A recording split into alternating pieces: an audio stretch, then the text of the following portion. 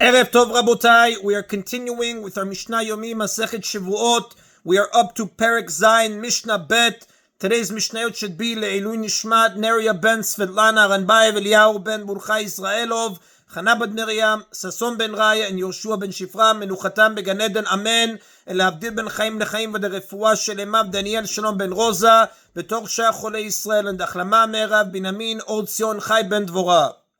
The Tana explains the second case listed in the previous Mishnah. Hanigzad Ketzad. In what circumstances does one who was robbed swear and collect? If witnesses testified against the person that he entered someone's house to take security from him for a debt that he was owed without the homeowner's permission, which is a form of robbery, since a lender has no right to do this, the Torah in the book of Dvarim, Chapter 24, verses 10 and 11, forbids a lender to forcibly take an object from the borrower to serve as security for the money that he has owed. Only the court may force the borrower to give security. Even the agent of the court may not enter the borrower's home to take the object. Rather, he must wait outside for the borrower to bring it to him. Therefore, a lender who enters the borrower's home and forcibly takes something from him is considered a robber, even though the borrower owes him money, as the Rambam writes in Ilchot Geselah, chapter 3, Halacha 16. In the Mishnah's case, witnesses testified that a lender illegally entered the borrower's home and removed some household items, but they could not tell exactly what he took. For example, he entered the house empty-handed and then left with utensils hidden under his jacket. Hu omer kelai natalta, and the homeowner later says to him, "You took my utensils." Vehu omer lo natalti, and the person who entered illegally replies, "I did not take anything." Harei ze nishba v'notel. The homeowner swears as to which items were taken from him and collects what he claims was stolen. Since witnesses testify that the person who entered took things from the homeowner without permission, the rabbis decree that the homeowner is believed with an oath to say what it is that was taken. The rabbis decreed this because the evidence of the witnesses supports the borrower, the homeowner's claim. The borrower swears and collects only if the utensils he claims were stolen were items that we could reasonably expect him to own. However, we would not believe a poor person who claimed that the robber took very expensive utensils, since a poor person is unlikely to own such items. Rabbi Yehuda Amel, but Rabbi Yehuda says the homeowner does not swear and collect unless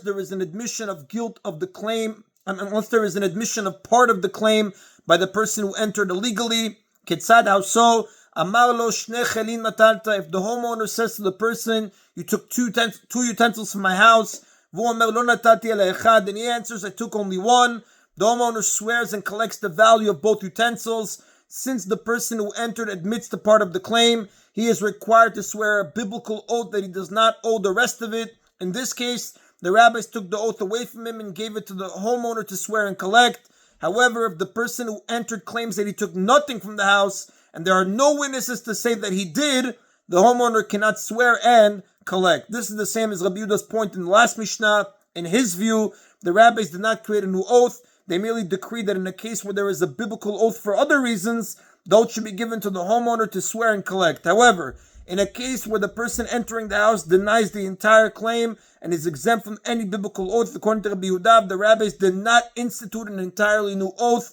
to allow the homeowner to swear and collect. The Mishnah chooses as its example of this law the case of a lender who illegally enters a borrower's house to take security for what he has owed. This law certainly applies to someone who is an outright thief, with not even a claim that he was justified. And again, the Rav told us in the previous Mishnah that Halakha does not follow the opinion of Rabbi Yehuda. That is the end of Mishnah Bet. Mishnah Gimel explains the next case from the first Mishnah. Nichban Ketzad. In what circumstances does someone who was injured swear and collect damages? If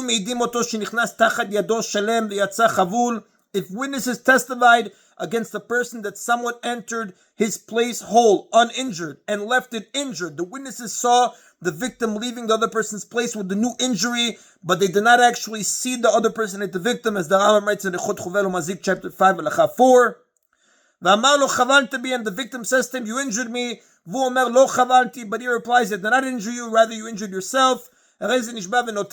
The victim swears and collects damages for his injury. Since it appears likely that the other person injured him, the rabbis decree that the victim is believed with an oath. Although it is possible that he injured himself, it is unusual for people to do this to themselves. The rabbis therefore decreed that the victim may swear and collect. Now the victim must swear only if he was injured in an area on his body where he could have hurt himself. However, if the injury is in an area where he could not have hurt himself, for example, a bite mark on his back, and there was no one around who could have caused the injury except for the person he is accusing, he collects without swearing. Rabbi Yehuda says someone who was injured does not swear and collect unless there is an admission of part of the claim by the person suspected of inflicting the injury. If the victim says to him, you inflicted 2 injuries on me, and the other one replies, I inflicted only 1 injury on you, the victim swears that he received 2 injuries from him and collects damages for both. However, if the other person denies that he ever attacked the victim cannot swear and collect according to Rabbi Yehuda. And again, the Rav told us in Mishnah Aleph that Halakha does not follow the opinion of Rabbi Yehuda. And that is in Abotai of today's Mishna Yomi. Baruch Adonai Le'olam. Amen v'amen.